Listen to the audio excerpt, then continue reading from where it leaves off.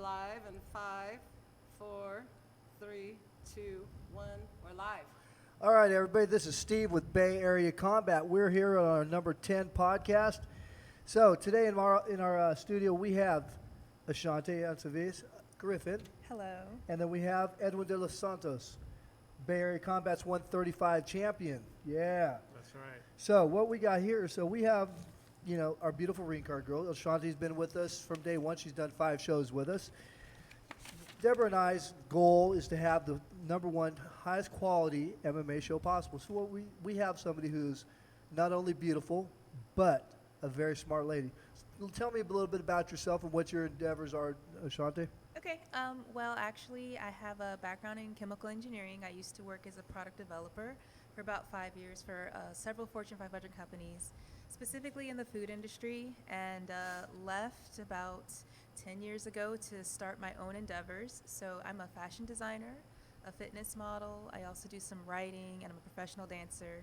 And I started a company called the Academy for the Aesthetic Arts. Pretty much what I do is I offer products and services in food, fashion, and fitness for people that want to improve their overall lifestyle and add beauty and health and wellness to their life. So that's essentially what I do. That's amazing. So, Deborah and I were doing a show down in San Jose at the Fitness Expo, and it's like we saw you there, and I had to come up and talk to you because you have the look that we were looking for. We like class. We don't want our goal is to have the ring card girls that somebody would want to take home and marry. We don't want trash. We represent as high a quality as we can bring to the table. And you kind of fit our criteria of what we wanted, and we really appreciate having you on board. Well, thank you. So you've been to a lot of the shows and stuff, a lot of smaller shows and stuff. Tell me what you like about working with Bay Area Combat. Well, I feel that Bay Area Combat really caters to not only the fighters and keeping them safe, but also giving, I guess, the fans of MMA a really quality show, from where the venue is located, the food that's served, and essentially how people receive the entertainment and also the sport. And I just feel like compared to other venues that I've been to and other events that I've seen, I just enjoy being and working with Bay Area Combat the best. Nice. It's like something that Deborah says all the time about when I speak Deborah Farrelito, she's a co-promoter, and I think one of 2 female promoters in California right now, or actually in the United States, I think. That's awesome. We actually consider this the Bay Area Combat family. It's like, I went to the UFC last night, watched Uriah Faber just dominate his opponent. Yeah. It was an amazing fight. I couldn't believe how crazy that was. But the cool thing is, some of my fans bought me a ticket and took me to the show. It's like, these people really love our show. They're really a part of our Bay Area Combat family. It's like, and that's kind of like what we're trying to extend is the family. Now Edwin's part of the Bay Area Combat champion family. Yeah, earned your title this last show. It's pretty amazing, and we'll get to that in a second here. And we try to treat everybody with love and respect, because it's like the more love we put into this, as you can see, it's like we turn out a better product as far as we're concerned. It's like we really put a lot of love and care into it and stuff, and we're really glad you guys all noticed what we're trying to do with our show. Of course. Yeah, we really appreciate everybody's hard work. In fact, So when we first met you, you were at the Sports Expo. Weren't Yes. you competing, or what were you doing there? I don't refresh my memory. So normally at those expos, they have bodybuilding competitions, and I'm a bikini bodybuilder. I haven't competed since 2015, but at this particular show, I was there to watch cheerleading because I have a dance background, and I was also there to do the aerial silk ropes. So that's what you saw me doing, and just exploring cross-training Are at you that still time. doing those activities? Yes, actually I do. I try to do different activities to keep my body in shape, but just not the same thing over and over so my body doesn't get fatigued. But Gabe puts on such a fun show out there. Yes, yeah. So many activities. It's really fun. It is fun. So you got everybody knows that watches our podcast. Jim Cooley wasn't able to make it in tonight, so I'm actually kind of stepping up to fill in the gap here. Hopefully Jim takes care of his personal issues that he has going on tonight. And so it's just going to be me tonight. So you guys have to bear with me a little bit here. So if I stumble over a couple words here and there, I'm trying not to cuss so much. So Edwin, we're going to get back to you. So, tell me, what's it like training with Rudy Ott? His background is just amazing. He's 3-time national amateur champion, 3-time national team member, IKF U.S. Pro Middleweight Sand Show champion, ISKA U.S. Pro Super Middleweight Sand Show champion, IKF International Sand Show champion, IKF Sand Show Middleweight World champion. Wow. How does it feel working with somebody with such credentials? Well, it's an honor just working with him and him getting us fights and all that. He can become kind of intense sometimes. You think? Yeah, but I like that from him. I really do. But it's like he has so much to teach everybody out there. And like, I feel like I'm learning a lot just from like him training all of us, keeping an eye on us, telling us what to work on. Yeah, it's like I try to get down there and train with you guys every so often. It's because, you guys got some top competitors. One of Deborah's favorite guys is Daniel Compton. He was Bay Area Combat's first state title champion. He fought a high-level competitor, Adam Wamsley, at the Bay Area Combat Show. He won the state title at that time. He's training down there. You have a couple other top competitors. Tell me about some of your teammates that you've trained with. Well, we got a bunch of savages out there. Daniel's one of them. We got Sean Clamaco. We got Yeah, he's an animal. Peter Ishiguro. We got Sonny Singh. We got Josh San Diego. We got a bunch of people out there. It's like kind of crazy. Like, I'm surprised that we keep each other healthy with the type of How many times you competition get beaten up yeah. by those guys, right? Yeah, exactly. Wow. Then Josh San Diego just fight in the last Bellator, right? Yeah. He won, didn't he? Yeah, he won. It's no surprise. That guy's just like naturally talented.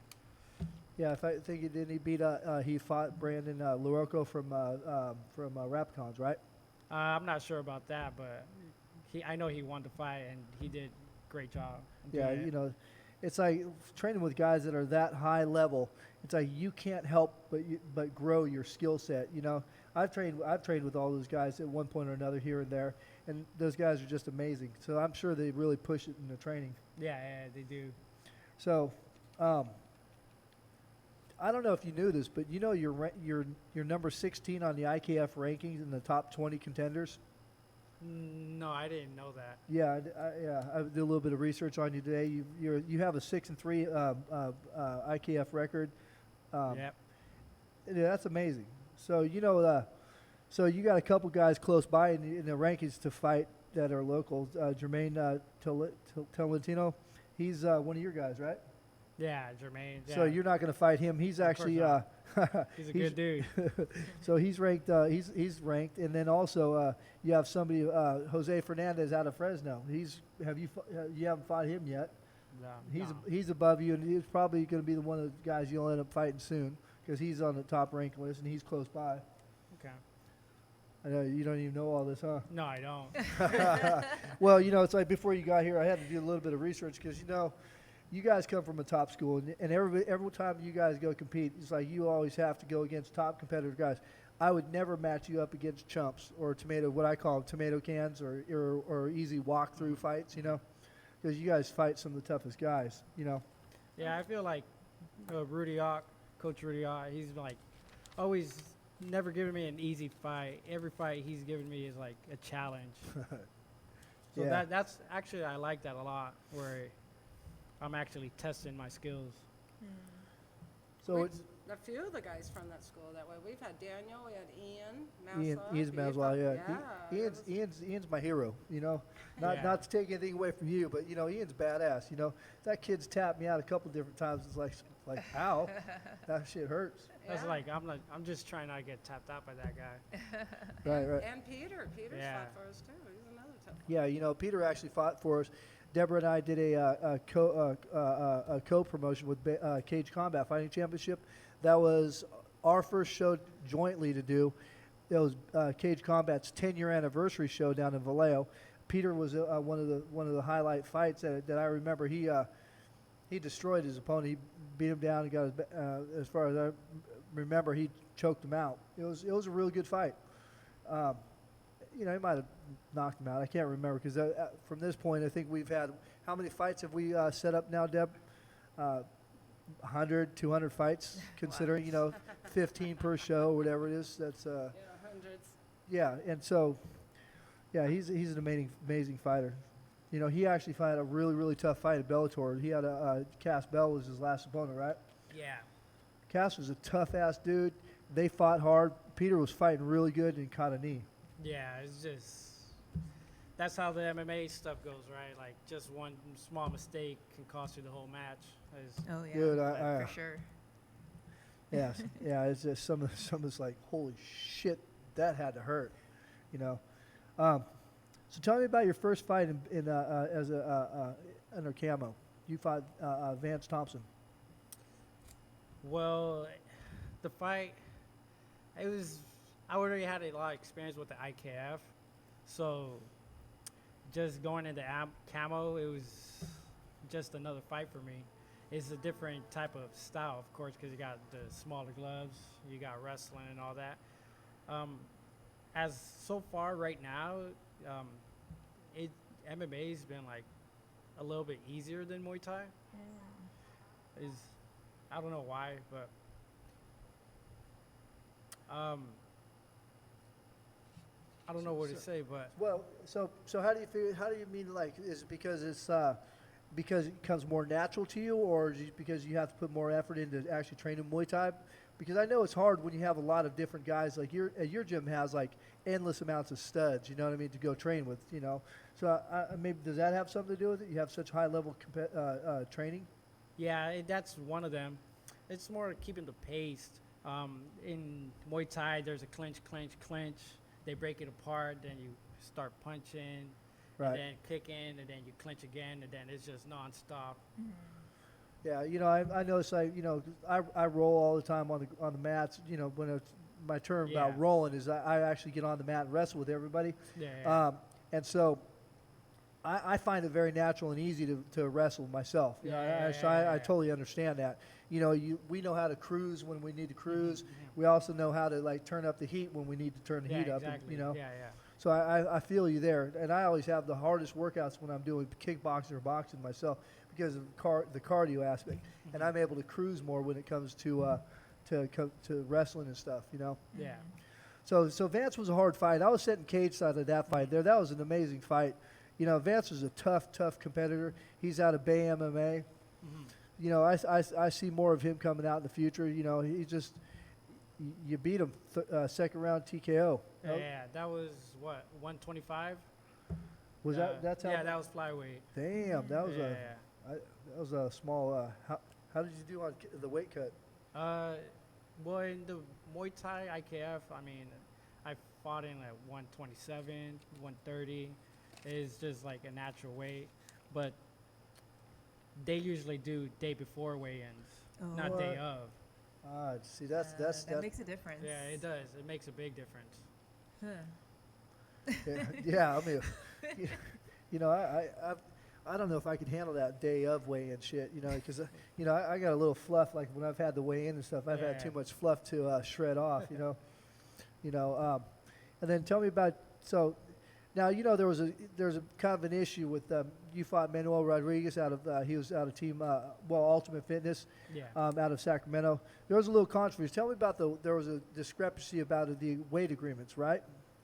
Well, yeah, the weight agreement, which you should know, was supposed to be 130. 130, yeah. He ended up weighing 135. Right. Yeah, I hate when I get stuff wrong, so I double checked on that. We did talk about the 130. He said he was going to try, as far as I remember. Sorry I made him mad and upset with me, but it's like, I do remember that there was somebody else there another fighter that had to verify because I don't like getting things wrong, because agreeing to a weight's very, very important. Yes. You never know at that level of competition.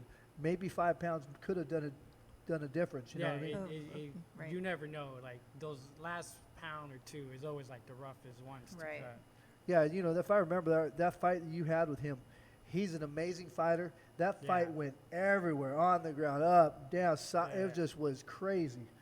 And then you got, tell me about it. So you've got two accomplishments for Bay Area Combat, back to back. Tell me about what that accomplishment is.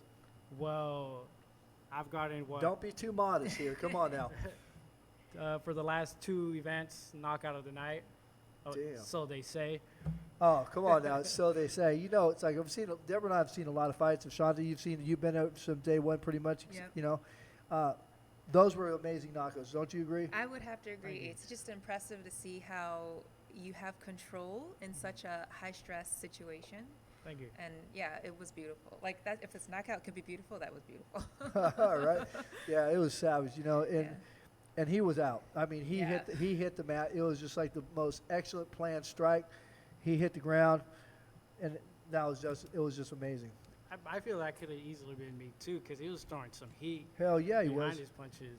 Yeah, Oh, yeah, he was. You know, and I hope someday that hope he comes and fights for me again. You know, I'll try to work things out with him and stuff. And you know, he's definitely an up and coming fighter. He's definitely got a future also. Yeah. He's a cool guy. Yeah. So something I didn't know this until today when I was looking up, you know, checking on your record and stuff like this. So you know, Jordan Vasquez, you know, El Ninos, those are my guys. You know, I've trained with some people here and there and stuff. I train at a jiu-jitsu club, Gracie jiu-jitsu clubs and stuff. But when I do my matchmaking, you know, I show absolutely no favoritism or anything like that. Every fight in my eyes should be the fight of the night. So when I matched this up, I knew Jordan was going to be a super tough opponent, and I knew that you were going to be another high level opponent for him. I didn't know this, but he was ranked number 10 when he fought you. So that means since you beat him, tell me about that fight. That's another guy trying to take out my head. He's tough, huh? You know, I like Jordan. He throws some heat. He's got a good grappling base. Yeah. So that was another knockout of the night. Yeah. He caught me once towards the end of the first round. I had the bump for like 2 weeks on the side of my head. Damn. Oh my God. But it was. I knew he was going to slow down. His power was going to go away if I kept the match going, and then I didn't know I was going to knock him out like I did, but it just so happened that I did. You know, I didn't foresee that, but I did see a bloody fight. When I matched this fight up, I'm like thinking, wow, these two guys are beasts. It's like it could have gone any direction. I mean, when I was matching, I'm like, oh my God, this is going to be the fight of the night. It was. I think it was one of the fights of the night, you know. But there It is was knockout of the night for sure, yeah. That was an amazing fight. You know, Jordan's definitely going to be back. You know, and maybe you might end up having to rematch him as a pro someday. So tell me about your your future in your direction in your fighting. Where are you planning on going with this? Well, all I know is I'm just going to keep on training. Eventually, I'm going to have a matchup. I don't know when, but just stay healthy. I had 3 fight camps in a row, so I'm just trying to like rest my body, and just keep learning while I'm off camp. So I'm trying to just enjoy it right now. So do you have something planned for him in October, Stu? Everything's in the works right now. You know, I try not to throw out my fight card too far in Yeah, advance because sure. I don't want anybody trying to poach my matchups. You know, I've already got a name out to Rudy, and we're in the process of trying to get this figured out right now. But it's going to be a title defense. It's going to be a savage fight that I got lined up. You know, but I'll tell you what, the guy's a stud you'll be fighting. I know that. You know, as soon as I get confirmation on one camp, I got to work it out with Sure. the other details. But it's going to be a good one. This is probably going to be one of the higher, competition, that you're going to have. I'm just going to try to do my best to give everyone a good show. Nice. So tell me, Alshana, tell me about this, because like I say, you've go to quite a few different fights. So now, try to look at this objective without throwing any show names and stuff like that. So what do you think the difference is between the way how we are and some of the other shows and productions and stuff? It's You can't get fired from me. Well, I think a lot of it has to do, number one, with what product are you giving your customer. So obviously, if you're an MMA fan, it's not just about, maybe you have your favorite fighter, maybe you have a particular style of fighting that you like to see, but you want to be entertained. And I think the product that you give your customer has to include everything. You want cool people that you want to cheer for, people that you want to hate, right? So you want to cheer for them to get their asses kicked, right? But then you also want to see the ring card girls and what's the quality they bring to the show. Then you also want to see how the announcer announces. Okay, what about the venue? Jim. We love right? Jim. So it's a total package, and I think because it's in Napa, it's really like a nice upscale place, and so you're feeling like you're getting a little beast savagery in such an upscale place, where I think it's really cool.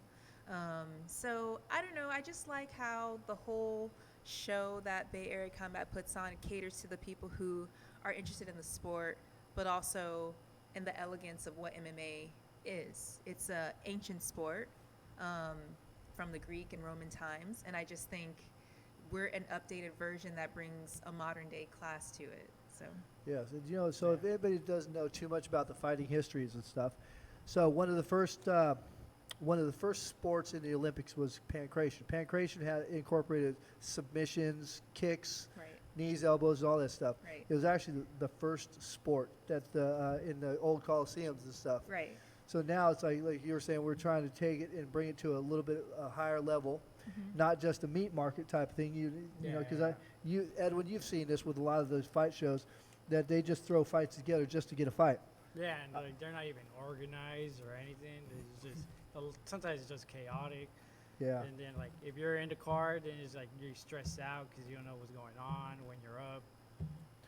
Yeah, so that's the one thing. So we try to get away from that, because it's like we want as a fighter, I'm a fighter, and I've been in one of those shit shows where they're pulling fighters out of the audience to go fight, and it's just scary too, because then you don't know what you're going to get. Like all of a sudden you're rolling the dice, and then you're like, you got a true killer over here. So they had 30 fights, and all of a sudden you got like one fight, and you're like, okay, this sucks. It's not fair. No. Yeah, it's not good matchmaking.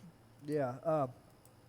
So we got something up and coming and planned for you, something really Okay, good and right stuff. on. And also, before I forget, so we'd like to shout out to Suncoast Onyx for being our major contributor to the show. Always here. If you ever need any sunshade products or anything like that, get a hold of Deborah, the Suncoast Onyx Martinez. So, what do you think about fighting for us in the future when we go pro? Because we're on the verge right now. So Deborah and I got some crazy shit going on right now with the show. We got some things that we're working some details out right now, and we got some good stuff going on in the future. Tell me how you want to continue your partnership with us. Well, if you do a pro am show, then that means I can probably make that 125. Oh, Ooh, fighting words. I like that, because I got some high level 125ers that are within my area that. That's going to be some contenders. So how many more amateur fights are you going to do? I'm not sure. I'm just seeing how I win the matches, which have been going good so far. But I just want to test myself in other aspects, different type of fighters and all. But as of now, Coach Rudy is considering maybe I should go pro, maybe not. Right. He's leaning more, maybe sooner or later go pro. Because Jordan Vasquez he's a real high level guy. And it's like he's one of the higher ranked, in my eyes, one of the higher quality 135ers around. You'd had a really good fight with him. It was going both ways, back and forth, and you were able to get the KO. Do you think that is going to be your pathway from now on out? Or do you think that, are you going to try to focus on more kickboxing when it comes to fighting?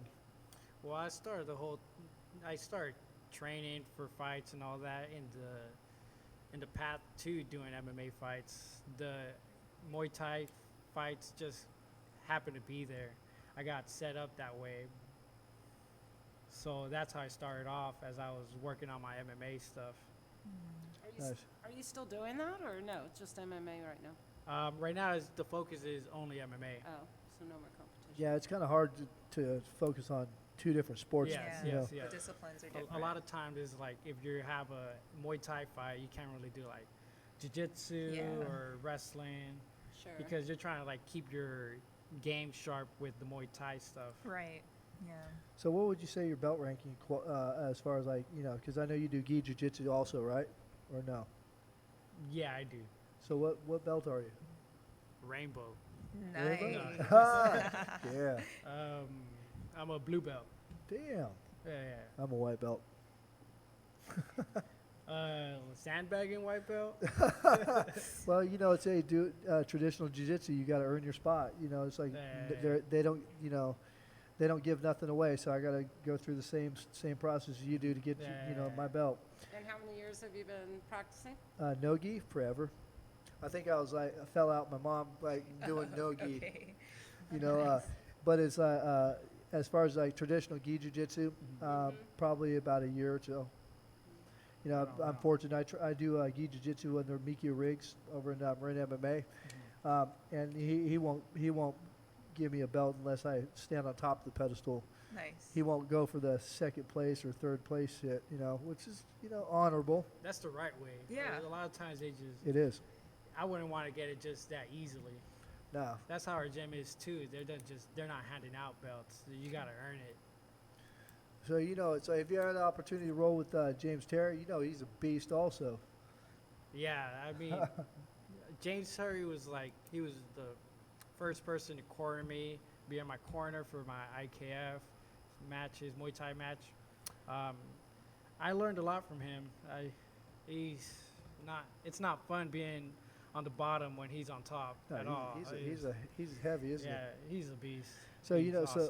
so I'll tell you a little bit of my history with Rudy and James Terry. So James Terry's actually fought for Cage Combat back in the days, and that's kind of that's how I ended up knowing everybody. I know James Terry. Then they've all been a part of the fight scene that I've been involved in stuff, and that's kind of like how our relationship started. It's how I know Jane. Yeah, he's had some savage fights for us. Yeah. And then throughout the years now he's coaching a little bit more now, right? Yeah. And then there's Rudy and his endless pedigree. Of course. Yeah, it's amazing. It's you have a really good school to train at. It's like, and that's kind of the quality of fighters that we were looking for also. So it really kind of works for us. Yeah. I got a question for Edwin. That's okay. So since you had the 2 back-to-back knockouts of the night, do you feel more confident to go pro sooner than later? Do you feel like you need to have more amateur fights, or do you prove yourself? Or? It is more confidence once you get it. It's also a relief because you don't want to disappoint everyone that's coming Right. out to watch you fight. Yeah. But yeah, I'd say yeah. Mm-hmm. It's for what I said. It's heading in the right direction Yeah. for where I want to be. Yeah. Getting those 2 knockouts. Maybe one more, and then you're like, okay, I'm going pro. You got to defend your belt at least once for me, brother.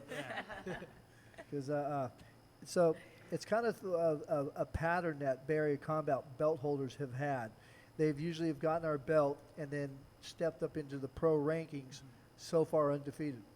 Nice. Yeah. So it's like you're a part of a good trend. It's like Camila Mejia, savage fight. He had a great fight at our show, and then he went pro, and then he fought it with his pro debut was at Combate America, and he had a savage fight.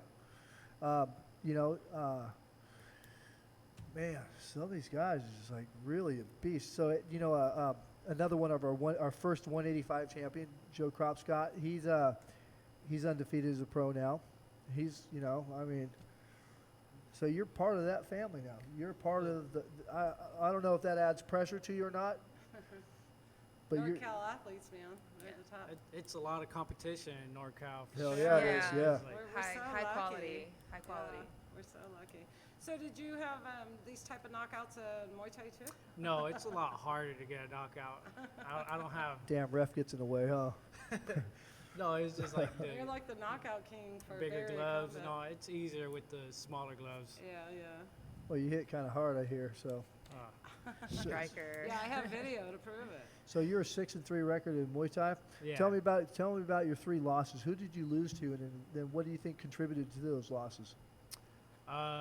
Just an experience, but all of those were like a lot of like the learning curve after those went up so high. Like I learned so much. My first loss was against a badass Muay Thai fighter called Jamie Feep. Oh yeah, I've heard of him. Yeah. He's, from what I understand, like a lot of his fights, he like just knocks out dudes and like just puts the heat on. I was just happy I went the whole 3 rounds with him. It was a title fight, so it was actually 5 rounds. Now that I remember. Wow. That's a lot. Yeah. He had like probably 20 amateur fights. That was my 4th. Oh, okay. So that was like a big test for me. Yeah. That's amazing. You know, Yeah. dude, some of these guys in the Muay Thai amateurs are like, got a lot of fights, and then all of a sudden they go pro, and then they're just unstoppable. Do you think that so far you're doing that as an amateur MMA guy? Do you think that's going to be the same type of story with you, and once you go pro, that you're going to be like unstoppable? No, because like a lot of the pro people are like they have that much experience. Also, Right. I'm not going to be the only one with the experience of what I have right now. They're going to have a lot of, if not equal, more if not equal. So God, I'm always the guy that goes.